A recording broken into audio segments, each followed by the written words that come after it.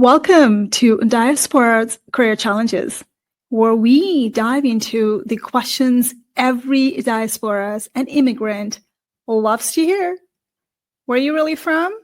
And the classic, what's that accent?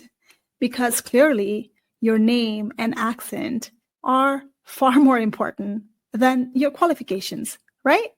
I am Sweta Regmi, award-winning career strategist and CEO of Teach and Do, with an accent that somehow always manages to steal the spotlight. On this podcast, we will explore the impossible quest of fitting in. From not from here, not from there, to sure, I'll blend in. We'll tackle the joys of code switching, the myth of cultural fit, and why people can never, ever pronounce your name, but somehow they can nail Mikhail Gorbachev every time. If you're done explaining where you're from or why your background makes you too much and not enough for others, well, buckle up. You're in the right place. Let's get into it. Who gets the mic? Who gets to be on that stage? The power of representations matter. And it's not the diasporas, they are getting ahead. Did you know that only 25% of the keynote speakers are women? And if you dig deeper, you will notice the people of color, immigrants, diasporas, with accent are rarely visible on those stages. So when you imagine a keynote speaker, whose voice comes to your mind? When we go to an event, and when we see those keynote speaker on the stage or panelist, most of us imagine someone who speaks perfect English, has no accent, looks polished, and fits the traditional mold of a thought leader. That image is not random. It's shaped by biases.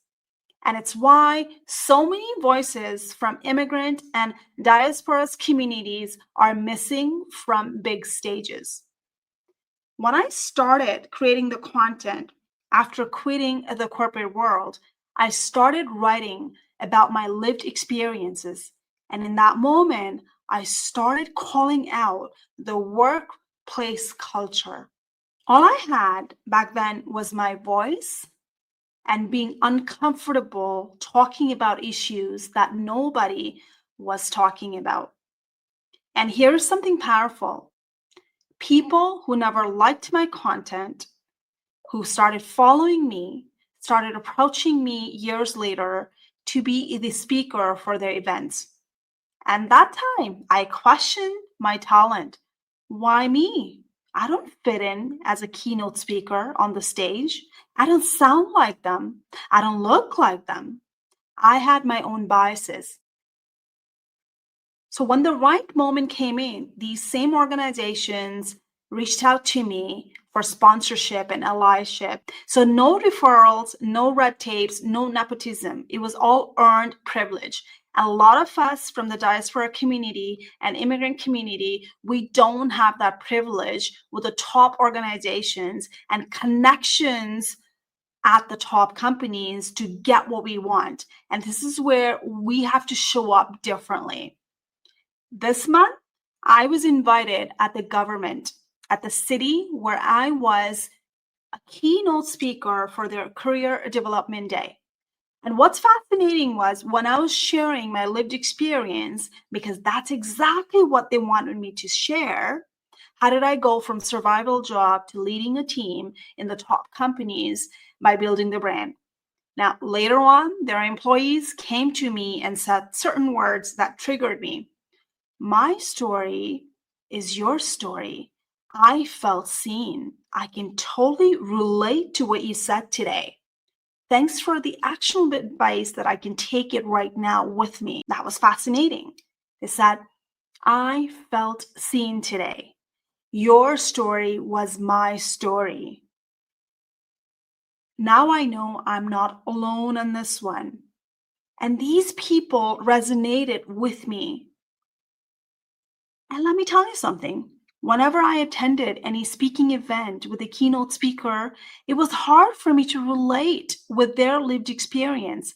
I didn't have the same story as them. I didn't have the same privilege as them. And that made me question about my own biases. I didn't feel the sense of belonging because type of people were on the stage. They didn't look like me, they didn't sound like me, they didn't have a story like me.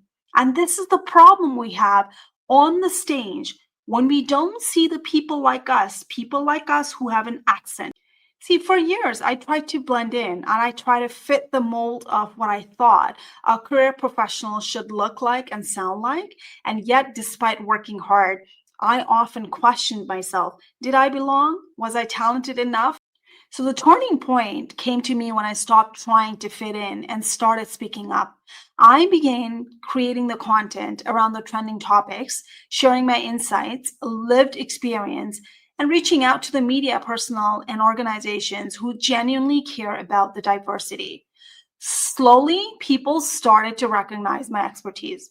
Sometimes, surprisingly, white allies and established professionals amplified my voice and treated me as an expert. And that was a confidence. I got it just because they look different than me. They sound different than me. That's a power of being an ally to somebody like us, underprivileged community. And that's when it clicked me. The diaspora is not a weakness, it's a strength.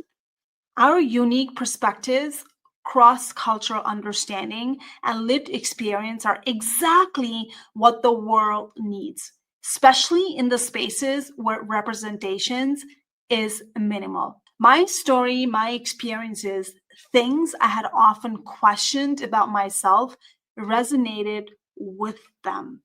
The representations matters because when people like us are visible on the stage or in the media or in the leadership, it changes the narratives. It validates aspiring professionals. It inspires confidence and it challenges outdated assumptions about who can be the expert or who can be that keynote speaker. When the organization told me that I was the perfect fit, in that moment, I realized something very powerful.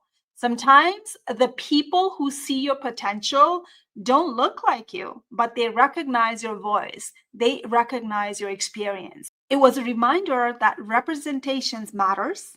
I wish more people like me, women, diaspora voices, those with accents, those who don't fit in to traditional corporate molds were visible in these spaces. So, to those privileged people here and who want to be part of allyship, here's what I want you to think about. Next time someone asks you, who should we bring in as a speaker or this stage? Who do you think of?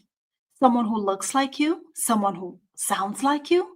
Or is it just in your network? Or are you considering the representation? We all have our biases. If your go-to speaker or person is always flawless people whose first language is English, they have no accent, they've never traveled outside of where you live, if you always tag the same people for opportunities, you are reinforcing the mold that excludes many. True allyship means more than words. It means recognizing your own biases, whether you're organizations or in HR or employee in the company, using your platform to elevate others, or just not those who match your image of perfect speaker. If you're in the position of influence, you can either maintain the status quo or you can dig in deeper. Change who you see, change who you invite. To organizations planning events, your next keynote lineup is not just about who looks like or sound like the keynote speaker. It's about who represents your audience. If people in your audience don't see people like themselves on stage, they know, sometimes unspoken, they don't belong. And that's exactly what I felt for years.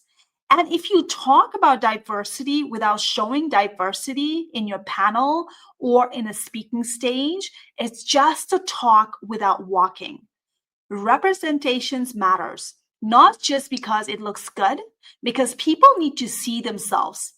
People need to hear those voices because voices that are often excluded, immigrants, underrepresented diaspora, have stories, value, and truths that transforms not just workplaces, but lives.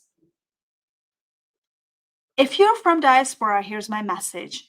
Own your story, your experience, your accent, your perspectives are your power. Create contents, blogs, podcasts, LinkedIn posts, videos. Get your insights out there because we don't have that privilege at the top companies. We don't have a people who work there who can put our name in room full of opportunity. We have to do something different. Connect with allies. People who hold power can amplify your voice. Seek them out. Be visible. Don't wait for permission. Speak up in panels, discussions, and public forums. Represent others. Use your platform to lift up voices who are not often seen or heard. Remember, being included is more than being present. It's about being heard, respected, and inspiring others to follow in your footsteps. I hope my story reminds you that your voice matters, your experience matters, and your place in spaces of influence is not by chance, it's your right. Go create it, go fight back with your lived experience. I never thought I'd be speaker someday, but here I am just because I started writing about my lived experience, and today I'm a keynote speaker. And that's the wrap for today's episode, Diaspora's Career Challenges, where blending in is overrated and fitting in to someone else's mold is so last season. If you love this sarcasm, don't forget to subscribe, share, and I'd really appreciate your review. I'm here to remind you that you're not here to fit in. You're here to stand out. Your accent is still a mystery to some. Who cares? So the next time someone asks, "Where's that accent from?" just smile and say, "Oh, don't worry. It's called unique. You'll get used to it." Where can you connect with me? I'm all over on social media. Connect with me on LinkedIn. And I do have a free resources for job search and career under teachingdo.com/free resources.